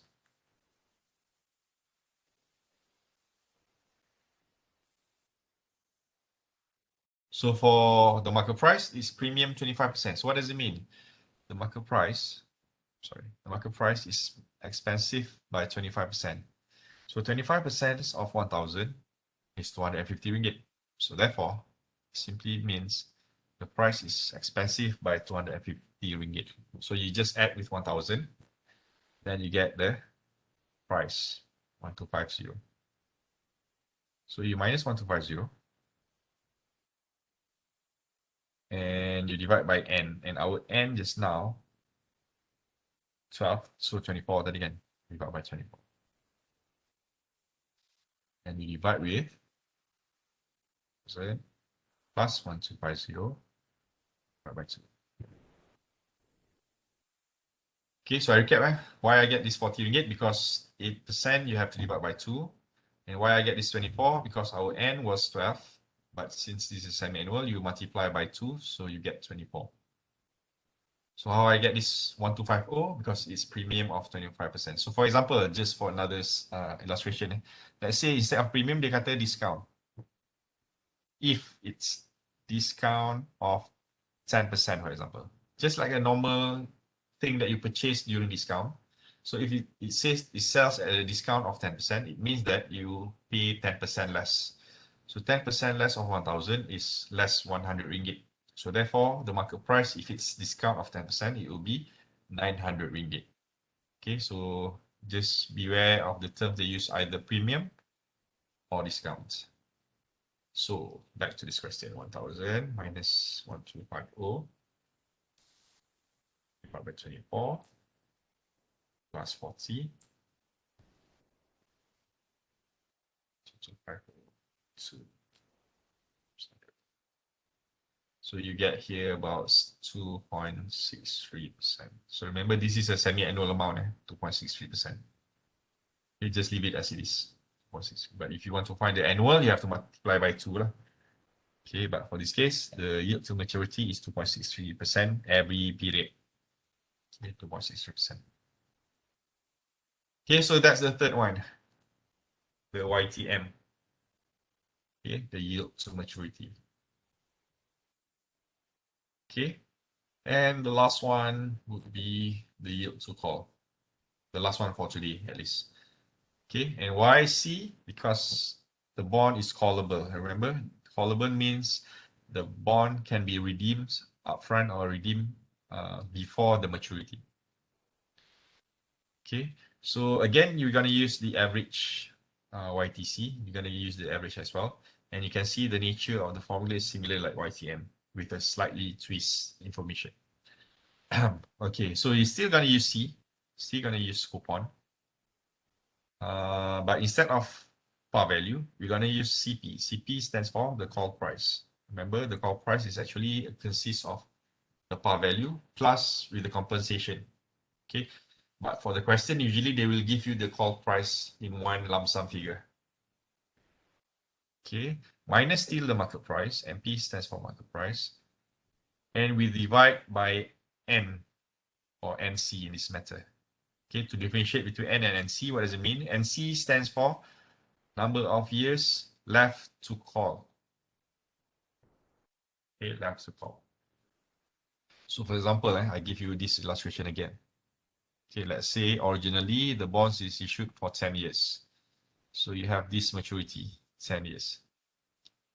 And the bond can be called in the 7th year. This is called. So based on original, based on original, your N would be 10 years maturity, And your NC, this one, number of years until the first call date, is 7. 7th year. Okay. But again, remember one of the question, like question number 5 just now, whereby the question specified the bond was issued 18 years ago. But let's say for this question, the bond was issued 5 years ago. Let's say I adjust. The bond was issued 5 years ago. So you are not here anymore. You are actually moved to here. So therefore, if it's issued 5 years ago, your N will change. It's not 10 years in total, but now you left only 5 years to go. So your N will be only 5 years. Okay, like this. But for NC, okay, again, since we shift from 0 to the 5th year, so your call will left only 2 years to go. So your NC will be 2 years. So this is the adjustment that you need to make, and how to know the adjustment, read the question carefully. Okay, you cannot assume you will always be here. No, not necessarily. You can be in the 5th year, 3rd year, 4th year, 6th year even. Just read the question. Right? So now, boleh soalan ni dulu lah. Okay, so we have a 20-year bond with an 8% coupon. Currently trade at 105%. So this is another form of indicating that this is a premium, whereby the price is higher than 100%, right? So we have 105% premium. So to identify how much is actually in ringgit, so this market price would be 1,050 ringgit. So you just take 105%, multiply with 1,000. Then you get 1,050 ringgit. This is the market price of this currently trade. Okay. 5 years remaining to the first call. So technically, you don't have to measure. The NC is 5 years. And it has a call price of 102%. Again, they have 2% premium. So 102% or 102%, yeah, 102% call price is basically call price. It's 1,020 ringgit. So compute the yield to call for this bond. So to calculate the yield to call, the coupon is 8%. So 8% times 1,000 is 80 ringgit. Plus with, remember we don't use market price. Sorry, we don't use par value because this is not YTM. We are calculating yield to call. So therefore we use call price. So the call price is 1,020 ringgit. And we minus again with the market price of 1,050 ringgit. And divide by NC. The NC is 5 years. Okay, and we divide everything by simulating the average of these two prices. So, how much? What will be the YTC? So 1020 minus 1050 divided by 5 plus 80 ringgit. Then we divide with the two prices, average of these two prices, 2070 by 2. It's 100. So you're going to get 7.15%. Okay, so this is the yield to call for this bond. Okay, for this bond, 7.15%. So don't get confused with these 20 years. Yeah, this is just indication of that's the whole period of bond initially, but yeah, but we don't know whether it's just started because the question just gave us the NC, which is 5 years remaining. Okay, so you don't have to worry about the timeline because the question already gave us NC. But for this question, number 5 again, just to illustrate you another example. For this question, we cannot calculate YTC, because this is not YTC question, but this is current yield. So therefore, we can use current yield to find current yield. It is 80 ringgit. by market price, and the market price is 1250.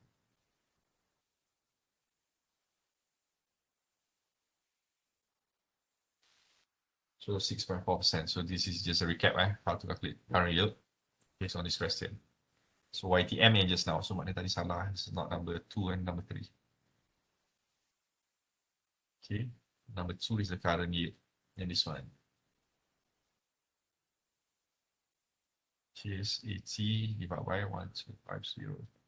Which is 6.4%. Okay, so this is for question number 5.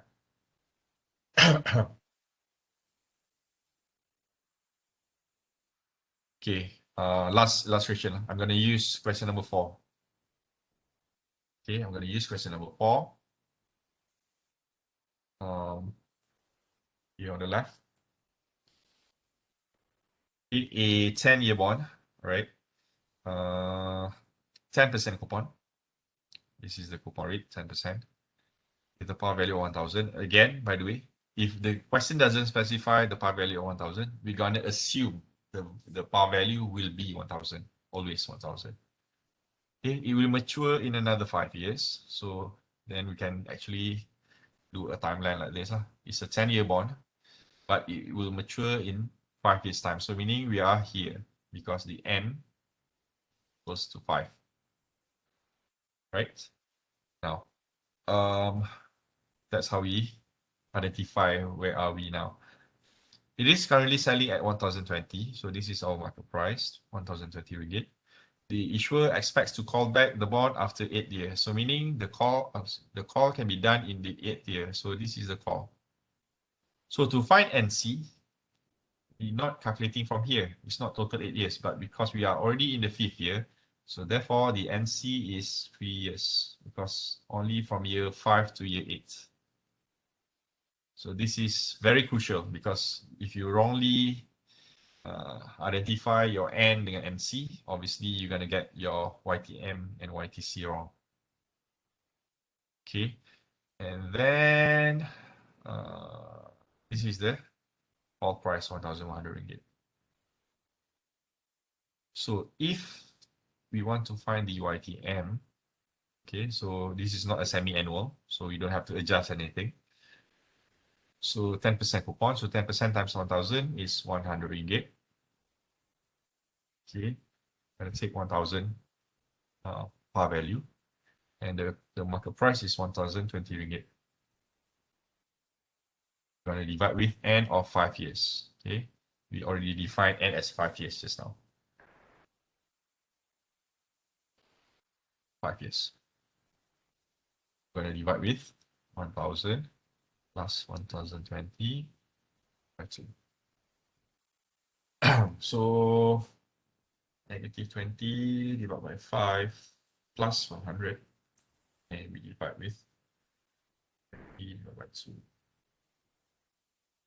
So you're going to have 9.50%.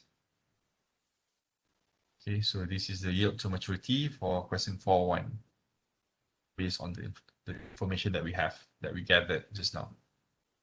The really important part is actually to identify the timeline, because if you use a wrong N, for example, you use 10, for example, here, obviously you're going to get a wrong answer here. And for number 2 is the YTC, need to call. Okay, so the coupon still 100 ringgit, the same. Add, don't forget the plus sign, we add with, instead of par value, because this is YTC again, we use the call price. The call price is 1,100 ringgit. Minus 1,020, the market price. And divide by NC. Our NC is 3 years. Divide by 3.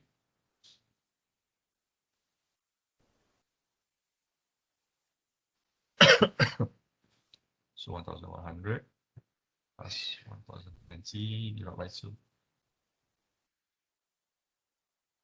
So 1,100 minus 1,020 by 3 plus 100 ringgit by 1 to 0. So 0 divided by 2. So you're going to get 11.95%. So 11.95% is the YTC. For YTM, it's 9.5%. Okay, and that's how we answer YTM and YTC respectively. Most important part, to check the N and NC. Identify the timeline. Better to identify the timeline like this, so that you know where's your position. And that's about it for the first 4 valuations of bond. Okay, so the next one, nanti you can read on your own in terms of the types of bond yield. Okay, current yield, HBY. I will not go into detail about this one. I'm gonna skip this part. But next one, okay, a lot of things actually. This one pun nanti please read on your own. We're gonna go straight to bond price volatility. Okay, this is another part of valuations of bond, whereby we're going to identify the bond price, how the bond price will react based on the volatility, which is the usually we're going to measure based on the changes of the rates, okay, the rates, okay, the interest rates. So this one we're going to discuss in our meeting next week. Okay, so that's partial of topic number 7. Okay, so give me 10 minutes. Okay, another 10 minutes ni I want to discuss about your group assignment. Okay, your group assignment. As I said very early of the semester, you need to form a group consists of 3 members. It consists of 3 members. I haven't uploaded this, but I'm going to share with you the instruction now.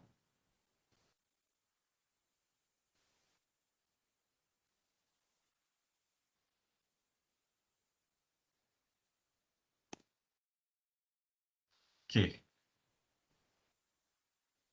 Share with you the question. Yeah? So this would be the question.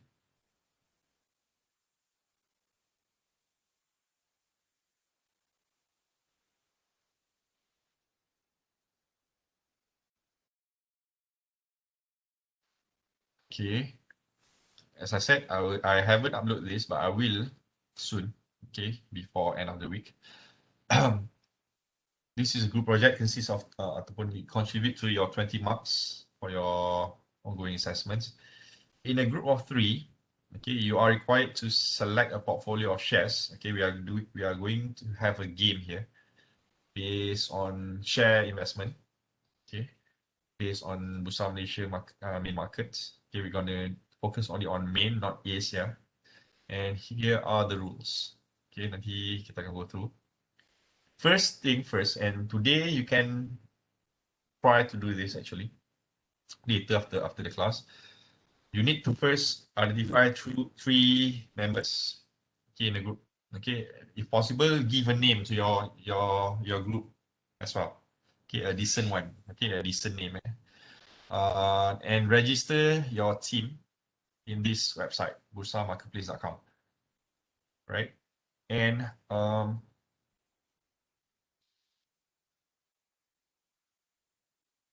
just one. Even though you have 3 members, right? You just need 1 member to register. Okay, elect one of them, one of you guys, just one of a group, and register in this website. And this website will look something like this. Okay, so this is a Bursa Marketplace website, and you need to register here.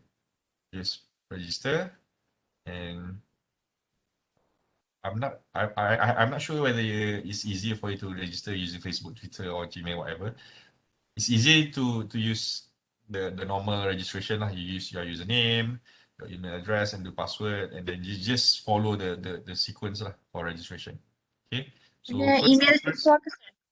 Okay. You Guna can use the email siswa siswa, ke? boleh. Your personal email also can, up to you. Okay. So need register, and after the registration though, after you registered for this, I want you to send the group members and also your email yang you register dalam Bursa Marketplace ni in our WhatsApp group. Okay, so that I can see the members and also the email address yang registered. Because I will send you the invitation link for the game. Because you cannot register direct from this. You need to receive the invitation. Okay, so what you need to do, go to this Bursa Marketplace, just register dulu. Put your username, email, or whatever. Once you registered, okay, once you registered, give it to me via the group tadi, WhatsApp group tu, with the name of the members and if possible, put a name for your team. Okay, a decent one yang decent lah, right? And once you registered, okay, I just not sharing with you. Okay, can. Right, but for now you cannot see anything yet lah. But in this, once you give me the email, I will give invitation. You're gonna receive an email, okay, an email, saying that you've been invited to join a game, right? So either you use that link dalam game tu, dalam email tu to register, or you can check in this my games nanti, okay? But I think easier if you just click directly from the email punya invitation. Okay, sebab kalau you join game from here, you can join open games. We are not going to play an open game. We are going to play within our group je. Okay, ni contohnya ni, this is open game that you can join. Okay, but you don't get marks kalau you join kat sini lah. Right? So just wait for the link. Okay. So once you registered, okay, this would be the rules. Okay, you're gonna see the invitation nanti for investment game PFM3113, our code for this semester A202, and each team will be given 20,000 ringgit as initial capital. Okay, so your starting point, you have 20,000 ringgit, every one of you. Okay, and what you need to do with the money, you need to invest in multiple shares. So this is a portfolio game, yeah. So takkan nak invest in one stock. You need to invest in multiple stocks. But I will limit it into 5 companies only. So meaning maximum shares, share counter, maximum counters would be 5 companies, right? And you have 20,000. So if you have, let's say you want to buy Dash Lady, for example, Dash Lady, I don't know how much, 100 ringgit per unit. So you need to buy by lot basis. So you want to buy 10 lots, 10 lots times 100. Contohnya, 10 lots times 100. You have 1,000 units times with 100 ringgit. So tak cukup duit. So you cannot buy Dash Lady then. You cannot buy 10 lots. Okay, so you need to use whatever amount that you have lah, 20,000. Make sure you use, you make use to the max of these 20,000. Sebab kalau you keep cash a lot, okay, kalau you invest, you have 20,000, tapi kalau let's say you invest only 5,000 je, 50,000 you keep in cash. So how to get profits, kan? So you need to make use this 20,000 to the most, right? So you can buy 5 companies at one point of time. So don't buy because you have only 20,000. So don't go for the high price punya shares lah. Go for a cheaper price, 1 ringgit, 2 ringgit, 5 ringgit. Okay, that's number 1. And the maximum is 5. 5. So meaning if you want to swap companies, let's say you have company A, B, C, D, and E.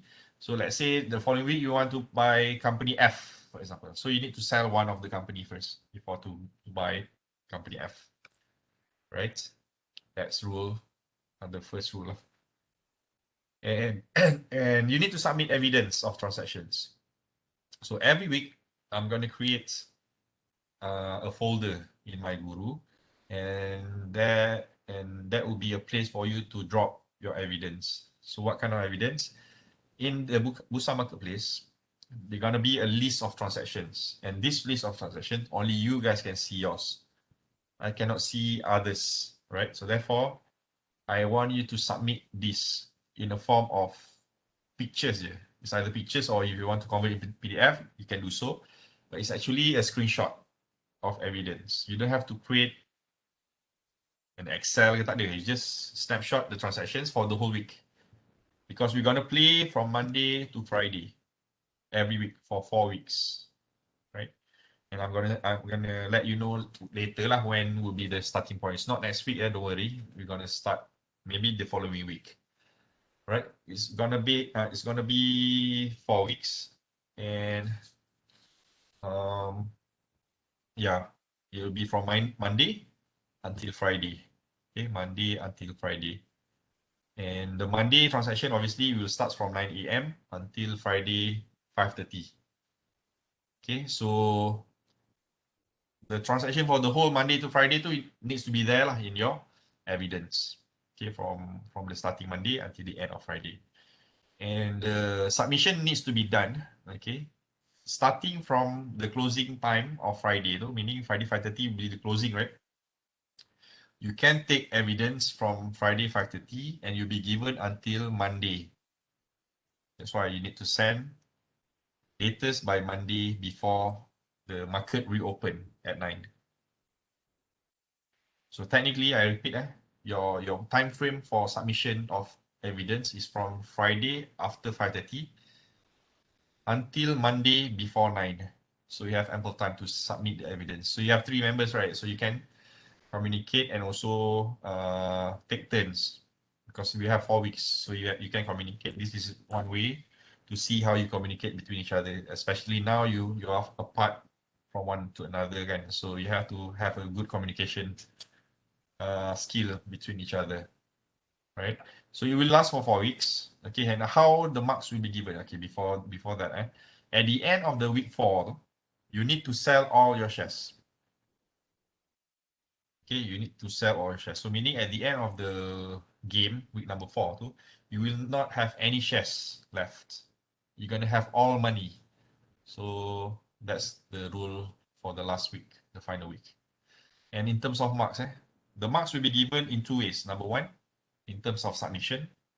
Number 2, in terms of profit. In terms of submission, it's very straightforward. What you need to do just to make sure you submit on time. Just submit on time. So I have the deadline here, Monday before 9. So just make sure you submit before this Monday. I will not judge your decisions on purchasing or selling of your stocks. But I just want you to submit before Monday. And if you do this on time, you're going to get 2 marks every week. So 2 times 4 weeks, you get 8 marks just by submission online. Submission within deadline. Okay, obviously the submission is also online because we're going to use my guru anyway. Okay, so submission online, submission on time, 8 marks for 4 weeks.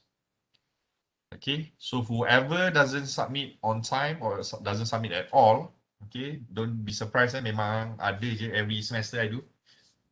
There's always teams who doesn't submit. So they expect one person to submit, the other 2 tak communicate, then they miss the deadline. So there'll be point deduction ataupun 0 marks for that week. Okay, together with disobey the rules. What kind of disobey? For example, I ask you for 5 companies, but you have 7, 8 companies, for example. Right? So yeah, just be careful with the simple instruction like this. Okay, or else will be reductions. And the other marks comes from profits. Okay, and profits, you get more marks, 3 marks for every weeks you have profits. So what kind of profits? Simple like this. Okay, every illustration. You'll be given 20,000 in week 1. Let's say at the end of the week you have 20,100 ringgit, for example. You have 100 ringgit profits. So for that week 1, you're gonna have 3 marks because you have 100 ringgit profits. Okay, you don't have to have even 1 ringgit profit point will get 3 marks. Okay, as low as 1 ringgit profit. Okay, but don't aim 1 ringgit lah, aim higher. Okay, because later I will explain why you need to aim higher. But anyway, as long as you have profit for that 1 week, you have 3 marks. Then from first week you dah dapat 100 ringgit profit. For the following week, your value of investment dropped to 20,500 ringgit. Technically, you still have more than 20,000 kan, but you are dropping from 20,100 to 20,050 ringgit. Katakan. So for the second week, you will not get any profits because your total value of portfolio reduce. Okay, so therefore your profits will be given. Your marks for profit will be given based on every week's performance. Okay, every week's performance. Week to week basis lah. Okay, and if we compare against the previous week, not against the 20,000 initial, it based on the previous week. So don't aim too high the first week and then dropping every week. No, you must keep it consistent. So the key here is consistency. Might as well you get low profit, but consistently improving every week. That's how you get the additional 3 marks every week for this. So a total of 20 marks kat sini lah. Okay, and as I said tadi, why I want you to aim higher, not 1 ringgit profit only, because to boost the gamification of the game, the investment game ni, the top 3 of the leaderboard will get additional marks. All right, I'm not sure how many members we have in this group. I'm not sure. I tak ingat berapa numbers here. But the downside of this Bursa Marketplace punya game ni, right? As a creator of game, I just can create one game at one time, and I have 3 groups: Group A, Group B, and Group C. You are Group B, kan? Okay, so to make things interesting, I'm going to open the game to all groups. So all groups will compete in one single game. Okay, so technically you're not competing against Group B here. You compete with Group A and Group C as well. Okay, so that's why the game will start at the same time later. So for you now, what you need to do is just to register your name and then forward the email address to me so that I can forward to you the invitation link for the game later. So do it quickly, yeah, if possible by this week, so that I can create the game later and I will forward to you the invitation link. Yeah, this one. So the top 3 ni, meaning it's not top 3 for Group B, top 3 for the whole groups. So best among the best. So the top 3 ni will get additional marks. So if you submit on time and you get profits every week, there's a possibility that you get more than 20 marks. Can be 25 maybe. Okay, this will be disclosed after I list down the whole teams later on. Okay, only the top 3 will get additional marks. Okay, so happy investing. So what you need to do now, okay, this point of time, obviously set up a group of 3. Okay, give your group a name. Okay, choose out of 3 any 1 email address. Okay, register in bursamarketplace.com. Okay, you will not find this yet. You will not find this investment game yet.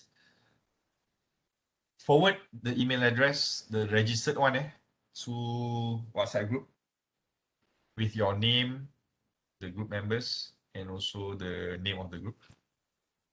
And list down in the group too, in the WhatsApp group too, so that once I have all the email address, I will forward to you invitation link. Okay, and I will post this instruction in my guru as well. Okay, any questions?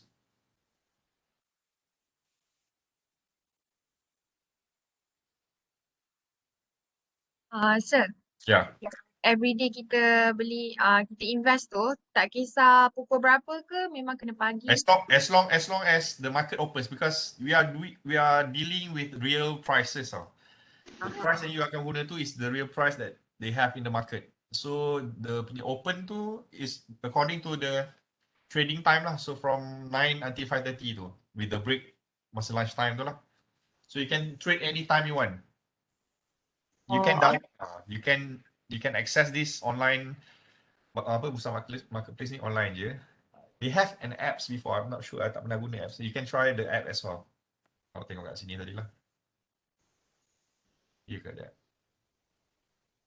They used to have an app, tapi I'm not sure the app can play games or not lah. But in this Bursa Marketplace, there's a lot of things inside here. Besides the game, there's a tool that can be used. Maybe now I tak sempat nak explain, but one of the thing that I will discuss in our next meeting would be how to utilize, for example, the screener. Okay, so this is one of the way that we can use in, sebab you nak invest kan, you nak invest company mana, you tak sure. So you can use this screener to help you to guide which investment to choose from. Okay, so there's a lot of things that you can play around here. For example, yeah. I gonna off je ni. So ada a lot of things tak sempat nak explain semua hari ni lah. So a lot of things can be chosen here. For example, as simple as, remember we've learned about intrinsic value. We have undervalue dengan overvalued. So you can use the indicators here, outperform or underperform here. Okay, yeah, recommendation whether what kind of stocks you want to buy, for example.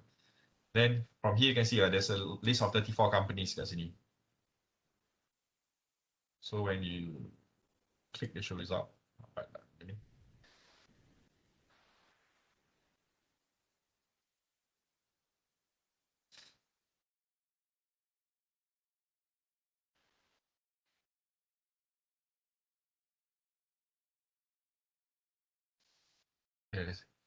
quite slow, right? Well, but supposedly when you click this, they will show you the 34 list of companies that you can purchase based on recommendation of an analyst. So analyst ni is actually like a machine actually, yeah. They dah calculate for you what will be price yang undervalued, yang overvalued. So they can recommend to you which kind of stocks yang ada dalam di sini lah. Okay, you can select based on industry as well. Kalau industry, utilities is only one company. So kat bawah, sorry. So this is one company contohnya. So you can buy this company, but the price is RM7.15 now. Okay. So kalau you nak select all, it's supposed to be down there. Maknanya kat bawah ni. So this, but 34 is quite a lot. You need to buy 5 just now I said, and so you need to play around with other indicators lah. Okay, PE ratio, for example.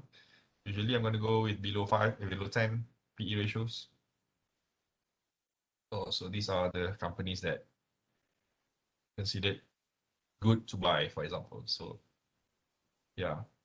So this we can discuss again in our next meeting nanti lah. All right. So any more about the game? Okay, just I recap the final time ni. Please set up ataupun form a group of 3. Okay, once you have the 3 of you, give a name. Okay, a decent one. Choose one of you as bukan leader lah, maknanya as a representative maybe. And the rep tu use their email, register dalam Bursa Marketplace. And once you have that, forward in the WhatsApp group. Okay, the name of the group members and the email address that you registered. Okay, and then I will forward you the invitation link so that you can join the game that I will set. Okay, with the rules yang tadi lah, the 20,000, everything will be in the game.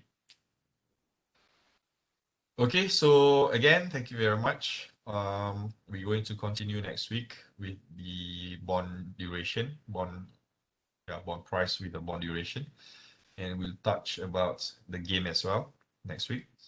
Just remember your registration and forward me in the WhatsApp group. So thank you. Assalamualaikum, and I'll see you guys next week. Thank you. Waalaikumsalam. Thank you, sir. Thank you, sir. Thank you, sir. Right.